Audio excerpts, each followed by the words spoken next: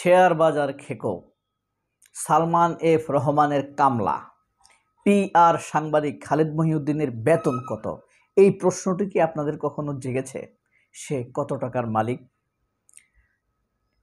প্রশ্ন আসাটা খুব স্বাভাবিক না? এত বড় সাংবাদিক কত টাকার মালিক? আমার এই প্রশ্নটা এসেছে হুট করে গতকাল রাতে। তার এক বন্ধু, কলিগ সাংবাদিক, তিনি জানালেন তিনি আসলে কত টাকা বেতন পান। তো তার এই বন্ধুর নাম ইমরান আলম আনসারি। তিনি ইন্ডিপেন্ডেন্ট টিভিতেই চাকরি করেন।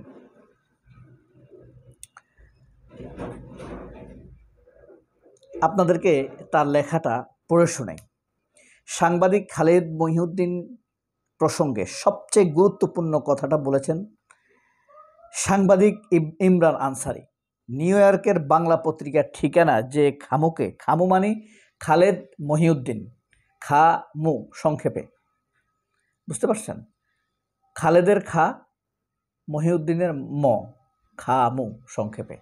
তবে খালেদ মহিউদ্দিনের আগের নাম হইল গোলাম মহিউদ্দিন, পরে সে গোলাম বাদ দিয়ে খালেদ লাগিয়েছে। তো সেই হিসাবে যদি আমরা সংক্ষিপ্ত নাম করি গোমু বা গোমূত্র সমতুল্য, গরুর মূত্র। যাই হোক, নিউ ইয়র্ক, লন্ডন, সিডনি এসব শহরে বাংলাদেশি প্রবাসীরা প্রচুর সাপ্তাহিক পত্রিকা বের করেন। স্থানীয় বাংলাদেশি দোকানদাররা এসব পত্রিকায় বিজ্ঞাপন দিয়ে থাকেন। এসব পত্রিকাকে ঘিরে ছোটোখাটো একটা অর্থনৈতিক চক্র কার্যকর আছে। কিছু মানুষের অন্য সংস্থানও হয় বটে। খলিল বিরিয়ানি স্মরণ করতে পারেন। মোটা দাগে এই হলো অবস্থা।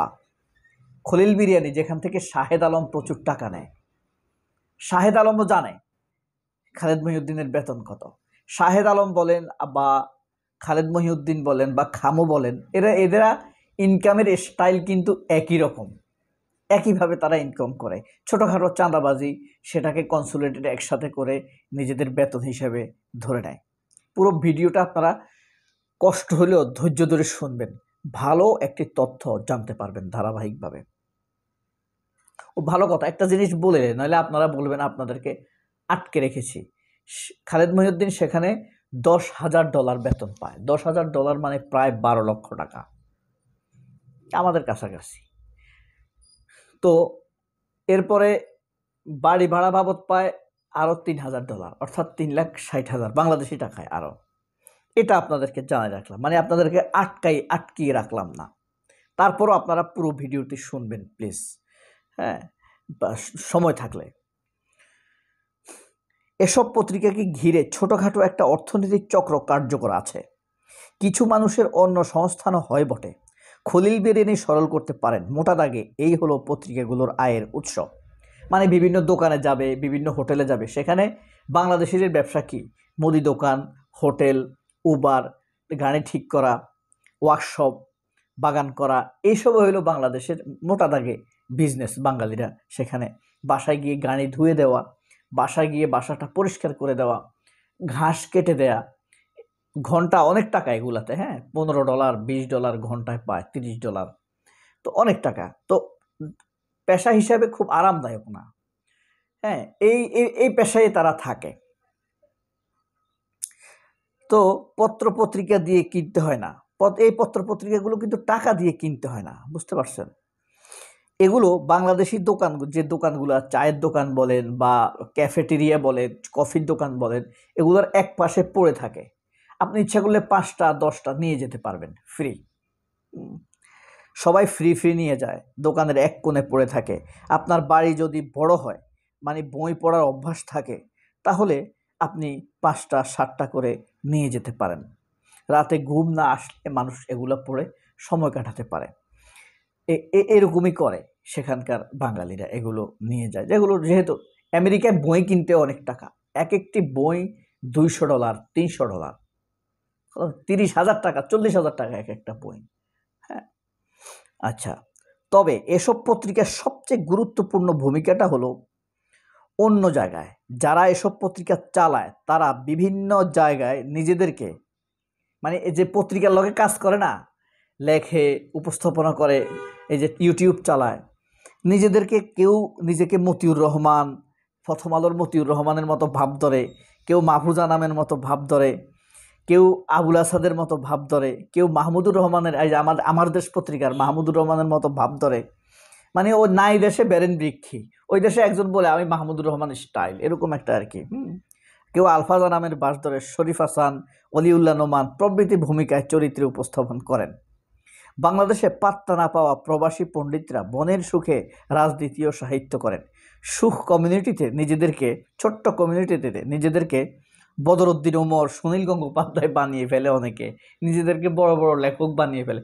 মানুষ ধরেন একটা আড্ডা বড় ধরনের যদি সবচাইতে একটা গানের আয়োজন করে, মানুষ হবে 2000, এখানে 2 লাখ হয়ে যায় বাংলাদেশ, তাই না?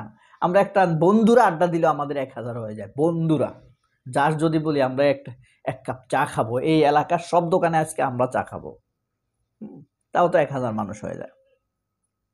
তবে সমস্ত বিজ্ঞাপন মিলিয়ে পত্রপত্রিকাগুলো কখনো কাগজ, ডিজাইন, ছাপানো খরচ তুলতে পারে না।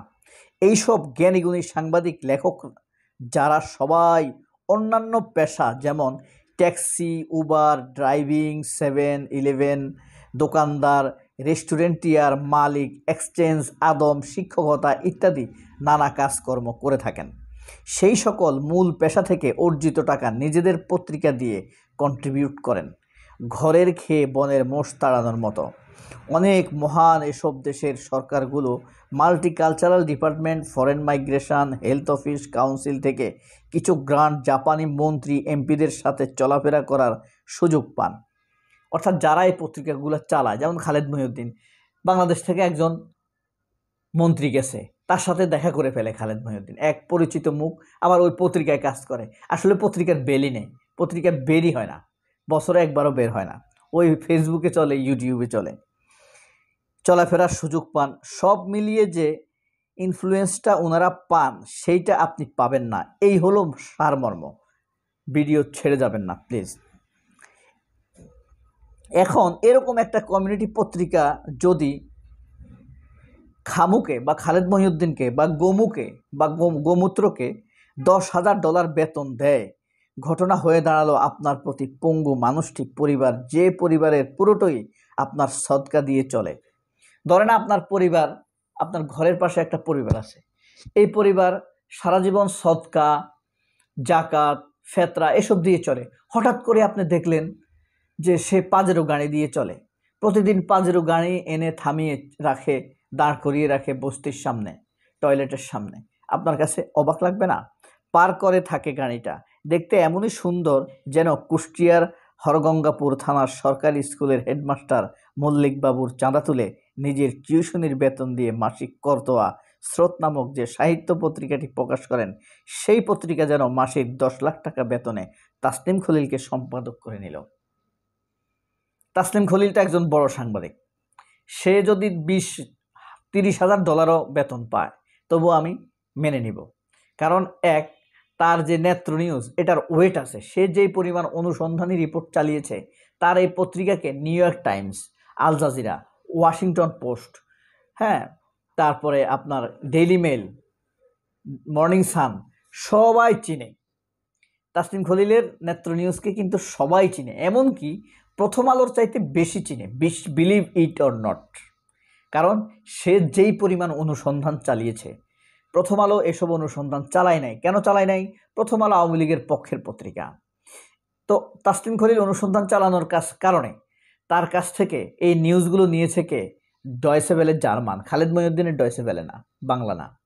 তারপরে ওয়াশিংটন পোস্ট, আল জাজিরা, দেখবেন আল জাজিরার নিউজগুলোতে কমেন্টরি নেয় এই Khalil, Taslim খলিলের। New York Times, যত নিউজ হয়েছে বাংলাদেশ নিয়ে, সবাই এই তাসলিম খলিলের কাছে ঋণী, তাসলিম খলিলকে চিনে। তাসলিম খলিলের বয়সটা এখন কম, কত 50 হবে, ধরেন 48, 47, 50 হবে।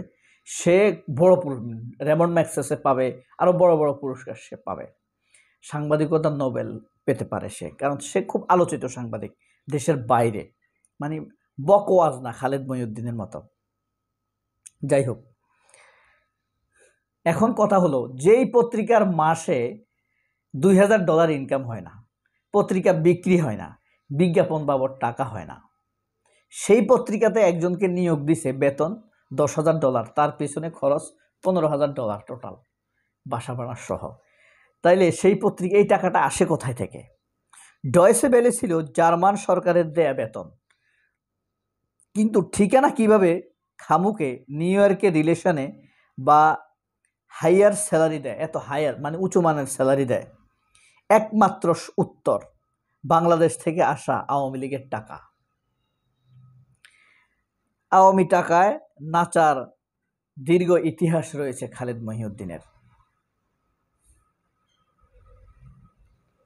এই ছিল আজকে আপনাদের জন্য।